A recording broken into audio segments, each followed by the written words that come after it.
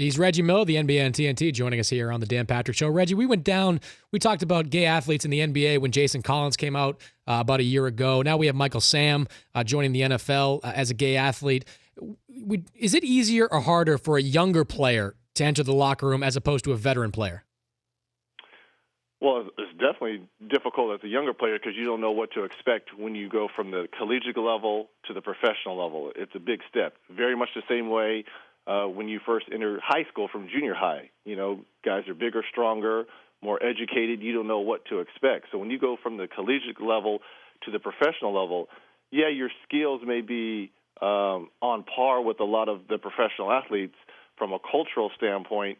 You may not know exactly what you're stepping into, but it shouldn't matter what his sexual orientation is.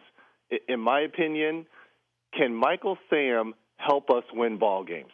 Can that guy help me succeed in the ultimate goal, which is winning a championship?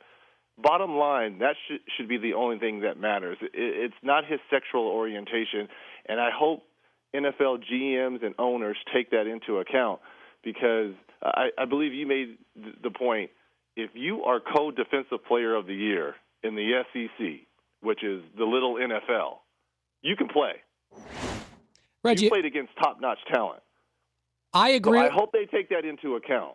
I agree with you, and I think a lot of players probably agree with you, but you played in the NBA. How many of your teammates would have that same perspective where if he could help me win, I want him there? How many would have that perspective, and how many would have, say, the Jonathan Vilma perspective where he says he might be looking at me in the shower?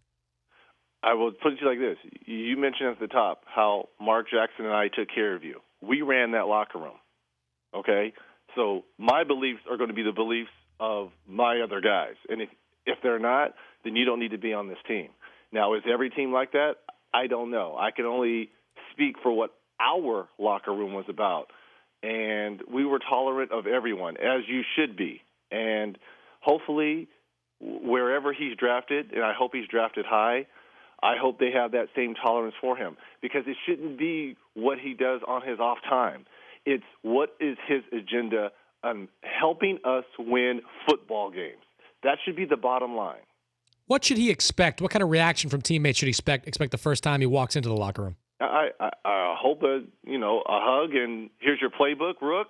I'm sure they'll do the rookie hazing, and it should be like he's a regular rookie. I really don't see it being an issue in today's age. Now, if you would ask maybe 15, 20 years ago, I'm sure it would have been different.